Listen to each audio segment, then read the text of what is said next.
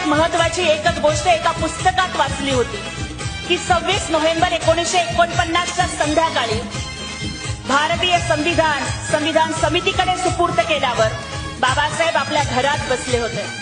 नानकचंद रत्तूंनी बघितलं की बाबासाहेब एकटेच बसलेत, पण बाबासाहेब कधी रडतायत तर कधी हसतायत. रत्तू बाबासाहेबांजवळ जातात आणि विचारतात की बाबासाहेब तुम्ही रडताय कशासाठी? आज तर इतका आनंदाचा दिवस आहे, संविधान समितीला आपण संविधान सुपूर्द केलं, मग आज आपण रडताय कशासाठी?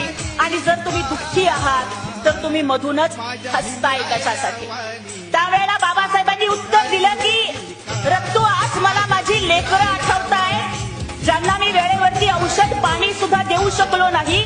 त्यामुळे माझी 4 लेकरं रमेश, इंदू, गंगाधर, राजरत्न ही अकाली गेली. आज मला माझा राजरत्न आठवतोय की राजरत्नाच्या मृत्यूच्या वेळेस